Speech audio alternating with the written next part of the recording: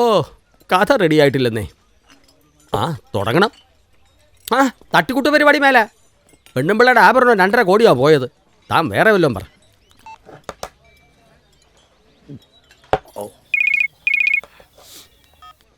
ആ, മധു, നീ എവിടാ? പുറത്താന്നോ? സാർ ഓർഡർ തന്നത് വേണ്ടേ? എന്റെ ബില്ലല്ലേ താൻ അടിച്ചോ. എന്ത് പറ്റി സാർ? ഇനി ഇവിടെ എന്നാ കൂടുതൽ വല്ലതും പറ്റും. നമസ്കാരം.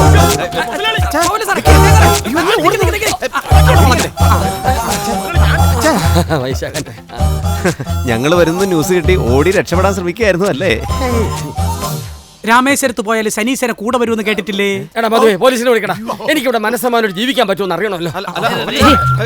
ഇതാണല്ലോ പ്രൊഡ്യൂസർ. ഞാൻ ആദ്യമായിട്ടൊരു പ്രൊഡ്യൂസറെ കാണുന്നു. ഞാൻ വിചാരിച്ചു പ്രൊഡ്യൂസർ എന്നൊക്കെ പറഞ്ഞ ഇതിപ്പോ നമ്മളൊക്കെ പോലെ അല്ലയോ? സംസാരിക്കണമെന്നറിയോ? ആണ് താനെത്ര ചൂടാവുന്നത്? പ്രിയനോട് കളിക്കരുത് കേട്ടോ. ഇയാളെത്ര ചൂടാവുന്നത്? ഇത് സാറിന്റെ അർത്ഥം അല്ലയോ? ആ, എല്ലാ എർത്തുകളും ഇങ്ങനെ. ഏമാനേക്കാളും വലിയ പുള്ളികളാന്നാ വിചാരം. ഏമാൻ എന്തെങ്കിലും സംഭവിച്ചു ഞാൻ ആദ്യം വലിയ ഈ എർത്തായിരിക്കും കേട്ടോ. എന്റെ കഞ്ഞി പാറ്റിയിട്ടരുത്, മിണ്ടായിരിക്കും. അയ്യോ സാറേ, ക്ഷമിക്കണം കേട്ടോ. എല്ലാവരും മുന്നേ വെച്ച് ഇയാളെന്നെ കൊച്ചാക്കിയപ്പോ സാർ നിൽക്കുന്നത് നോക്കാതെ ക്ഷമിക്കണം കേട്ടോ സാറേ. ആരാ ഇയാള്? എനിക്ക് വേണ്ടി കഥ പറയാൻ വന്നാളാ. അതിപ്പോ ഞങ്ങള് ഒരു കഥ കേൾക്കാൻ ഒരുപാട് സമയമൊന്നും വേണ്ടല്ല, നമുക്ക് കേട്ടേക്കല്ലേ? പറയാൻ പോകുന്ന ഈ കഥയുടെ ആശയം ഒറ്റ വാക്കി പറയാവോ? അച്ചായത് വിജനമായ പാതയിലൂടെ ഒരു ഏകാന്ത പതികൻ വെയിലത്ത് വരുന്നു എന്ന മട്ടിലാണെങ്കിൽ അതിന് സമയം കളയണമെന്നില്ല. സാറേ, കഥ പറയാനെന്ന് എനിക്കറിയില്ല. എന്നാലും ഒറ്റ വാക്കി പറഞ്ഞ ജയിക്കാൻ തീരുമാനിച്ചവനെ തോപ്പിക്കാൻ പറ്റുകയില്ല. ഞാൻ പറഞ്ഞു കൊടുത്തതാ. ഈ കഥ ഒന്ന് ചുരുക്കി പറയാൻ പറ്റുമോ? നമുക്ക് നായകന്റെ ചെറുപ്പത്തിൽ നിന്ന് തന്നെ അങ്ങ് തുടങ്ങാം അല്ലയോ? നമുക്ക് കുഞ്ഞുനാളിലെ അമ്മമാര് കഥയൊക്കെ പറഞ്ഞു തരത്തില്ലയോ? ഒരു രാജാവ്, 3 മക്കള്, അവരുടെ ബാല്യമൊക്കെ കേൾക്കാൻ തന്നെ നമുക്ക് ഭയങ്കര രസമാണ്. അപ്പോ നായകന്റെ ചെറുപ്പത്തിൽ നിന്ന് തന്നെ അങ്ങ് തുടങ്ങാം. അങ്ങനെ ഒരു തുടക്കം നന്നായേക്കും. പിന്നീട് ശക്തനാകുന്ന ഒരാളുടെ ബാല്യമോ സാറേ? അതൊരല്പം ദുഃഖത്തിലൂടെയൊക്കെ അങ്ങ് കാണിച്ചു കഴിഞ്ഞിട്ടുണ്ടെങ്കിൽ ജനങ്ങൾക്ക് അതങ്ങ് ഇഷ്ടമാവും. അതാണല്ലോ അതിൻ്റെ. കഷ്ടപ്പെട്ട് വലുതാകുമ്പോഴാണ് യഥാർത്ഥ കരുത്ത് കിട്ടുന്നത്. നായകന്റെ പേര് നമുക്ക് നന്ദു എന്ന് വിളിക്കാം സാറേ. അവൻ്റെ ചെറുപ്പത്തിലെ തന്നെ അമ്മ മരിച്ചുപോയി. പിന്നെ അവൻ്റെ കാണപ്പെട്ട ദൈവം എന്ന് പറയുന്നത് അവൻ്റെ അച്ഛൻ തന്നെയായിരുന്നു. ചെറുപ്പം കൊടും ദാരിദ്ര്യത്തിലായിരുന്നു. ഒരു തടിമില്ലില്ല അവൻ്റെ അച്ഛൻ ജോലി ചെയ്തിരുന്നത്. തടിമില്ലിൻ്റെ തൊട്ടടുത്തുള്ള സ്കൂളിൽ തന്നെയാണ് നന്ദു പഠിച്ചിരുന്നതേ. അപ്പോൾ ഉച്ചയൂണാകുമ്പോഴത്തേക്കും നന്ദു അച്ഛൻ്റെ അടുത്തേക്ക് വരും. അച്ഛനാ ചോറൊക്കെ കൊടുത്തിരുന്നതേ. ഒരുപാട് തമാശയൊക്കെ പറയും, പക്ഷെ ഒരുമിച്ചിരുന്ന് കഴിക്കുകയല്ല. അച്ഛൻ മാറിയിരുന്ന് കഴിക്കത്തുള്ളൂ.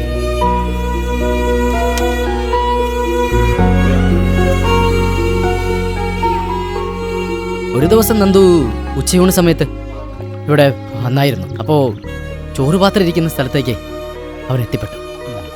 അവൻ്റെ കൈ തട്ടി അറിയാതെ ഒരു ദിവസം ചോറ് പാത്രം താഴേക്ക് വീണു. ആ സമയത്താ അവന് മനസ്സിലായത് അച്ഛൻ്റെ പാത്രം കാലിയായിരുന്നു. അപ്പോഴവൻ തിരിച്ചറിഞ്ഞതേ അച്ഛൻ പട്ടിണി കിടന്ന അവൻ ഇത്ര നാൾ ഊട്ടിയിരുന്നേന്ന്. അവിടുന്ന് സിനിമ തുടങ്ങുമ്പോൾ സാറിൻ്റെയും ഈ സാറിൻ്റെയൊക്കെ പേരെഴുതി കാണിക്കുന്നത്. ഇവിടെ സിനിമയുടെ ടൈറ്റിൽ തുടങ്ങും. അച്ചായ, ഈ പോയിന്റിൽ നമ്മുടെ ടൈറ്റിൽ ആരംഭിക്കും. തുടക്കം എങ്ങനെയുണ്ട്?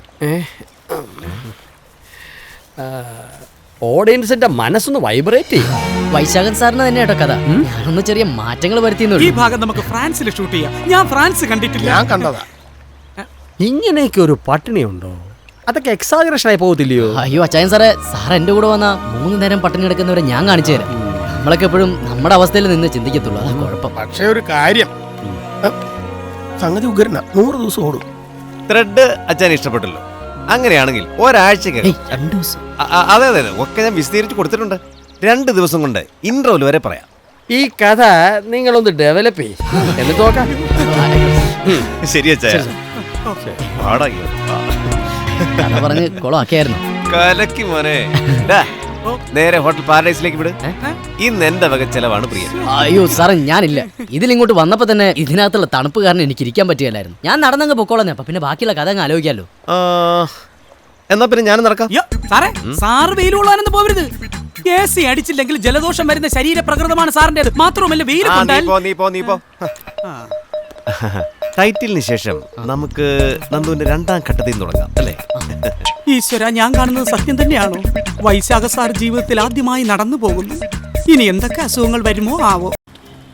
എടാ കള്ളപ്രിയ, ഏ സത്യം പറ, എന്നാ നീ ഇൻഡസ്ട്രിയിലായിരുന്നില്ലേ? ഇൻഡസ്ട്രിയോ? അതെന്നാ? ഇൻഡസ്ട്രി എന്ന് പറഞ്ഞാൽ ഞങ്ങൾ സിനിമാക്കാർക്ക് ഫിലിം ഇൻഡസ്ട്രിയാണ്. ഓ, ഈ ത്രെഡ് നീ എങ്ങനെ ഡെവലപ്പ് ചെയ്തു? ത്രെഡോ? ഇതെന്നാ പറയുന്നേ? ഓ സൂപ്പർ. ഇതൊക്കെ സിനിമാ പദങ്ങളാണ്. ഈ അച്ഛനും മോനും സൈക്കിളിൽ പോകുന്നൊരു ഷോട്ട് ഉണ്ടല്ലോ, അത് നമുക്കൊരു ട്രാക്ക് ഇട്ട് പിടിക്കാം. Railway Traco? Track and trolley. പിന്നെ അതുപോലെ തന്നെ അച്ഛൻ ടിഫിൻ ബോക്സ് തുറക്കുന്ന ഷോട്ടില്ലേ, അത് നമുക്ക് എന്താ പറയാ, ഒരു ക്രെയിൻ ഇട്ട് ഇങ്ങനെ പിടിച്ചിട്ട് ഇങ്ങനെ ഒരു സാധനം. എങ്ങനെ പിടിച്ചാലും സിനിമയെ കണ്ടാവും. രേവതി, ദേ പ്രിയൻ ഇതെവിടെ പോയതാ? ഷോപ്പിങ്ങിന് പോയതാ. ആണോ? അതെ, പിന്നെ നമ്മുടെ അച്ചായ സാറിന് കഥ ഇഷ്ടപ്പെട്ടായിരുന്നു കേട്ടോ. ഉവ്വോ? ആ ഓക്കെ, ഞാൻ പറഞ്ഞു കൊടുത്ത പോലെ തന്നെ പ്രിയൻ പറഞ്ഞു. പൂനെന്ന് പഠിച്ചിറങ്ങിയതല്ല ഞാൻ. ആ അല്ല, രേവതി എന്തിനാ പഠിക്കുന്നു പറഞ്ഞില്ല? MSc. MK ഗ്രൂപ്പിന്റെ MTയുടെ മോളാണെന്ന് എനിക്ക് ആദ്യം മനസ്സിലായില്ല കേട്ടോ. ബൈ ദ ബൈ, അദ്ദേഹത്തിന് ഇന്ത്യക്ക് പുറത്ത് എവിടേക്കാണ് ബിസിനസ് ഉള്ളത്? ശ്രീലങ്കയിലും ദുബായിലും. ഹലോ, ഞാൻ ഈ കുട്ടിയോടാണ് സംസാരിക്കുന്നത്. എന്ത് ചോദിച്ചാലും താൻ എന്തിനാണോ മറുപടി പറയുന്നത്? അത് മീര എന്നെ പോലെ തന്നെ. സാറ് ചൂടാന്നിട്ട് പേടിക്കൊന്നും വേണ്ട കേട്ടോ. ആള് ഭയങ്കര ശുദ്ധനാ. ആര് പറഞ്ഞു ഞാൻ ശുദ്ധനാണെന്ന്? ആര് പറഞ്ഞു? ഞാൻ ചൂടനാ, മഹാചൂടനാ. ഇപ്പൊ തന്നെ മനസ്സിലായില്ലേ സാർ എത്രമാത്രം ശുദ്ധനാന്ന്? സാറ് ചൂടാവുന്നതുകൊണ്ട് നമുക്ക് തന്നെ അങ്ങ് ചിരി വരുന്നേ. എന്നാ പിന്നെ ഇവരങ്ങ് പൊക്കോട്ടില്ലയോ? അല്ല, എന്താ ഇത്ര ധൃതി? അല്ല, അവര് വീട്ടിലൊക്കെ അന്വേഷിക്കുന്നേ. വീട്ടിലെ പണിയൊക്കെ കഴിഞ്ഞായിരുന്നു. കഴിഞ്ഞു. എന്നാ പൊക്കോ. പിടിച്ചിരിക്കണം കേട്ടോ. ഓ, അതൊക്കെ പോയാ മതി. ആ പോക്ക് കണ്ടു. ഒരു കോടീശ്വരന്റെ മകളാണെന്നുള്ള ഭാവമേ ഇല്ല. ആ പിന്നെ പ്രിയ, ഇപ്പൊ ക്രെയിൻ താഴെ നിൽക്കുകയാണ്. അതവിടെ നിക്കട്ടെ നീ.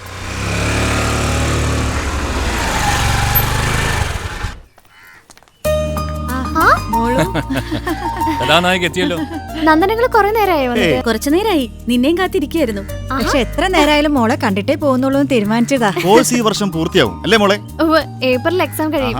എത്ര നാളായി രണ്ടുപേരും കൂടി കുറേ ഷോപ്പിൽ അപ്പോ നമുക്ക് മെയിലോ ജൂണിലോ അങ്ങ് നടത്തിയാലോ ഗോപി? ഞങ്ങൾ ഇപ്പോഴേ റെഡി.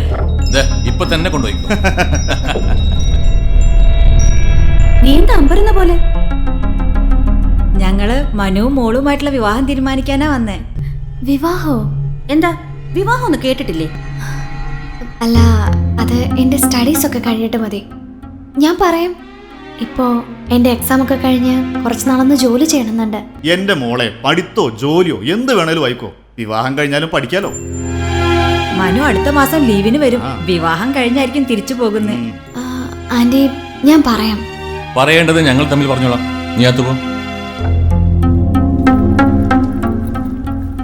അതെ, വിവാഹക്കാര്യത്തിൽ എല്ലാ പെമ്പിളേരും എങ്ങനെയാണ്, ചുമ്മാ ഒരു എതിർപ്പ്. ദേ ഇവള് പ്രീ ഡിഗ്രി തോറ്റി നിൽക്കുകയായിരുന്നു. എന്റെ ആലോചന ചെന്നപ്പോ പഠിത്തം കഴിഞ്ഞിട്ട് മതിയെന്ന്.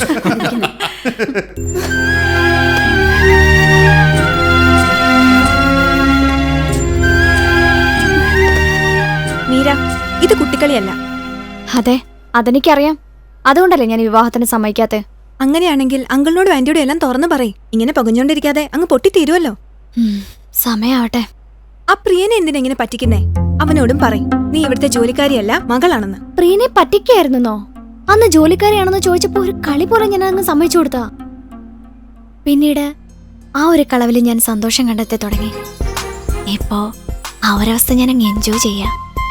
എന്തായാലും ഒരു ദിവസം തുറന്നു പറഞ്ഞേ പറ്റൂ. അന്ന് അവൻ സർപ്രൈസ്ഡ് ആവാൻ പോകുന്നത്.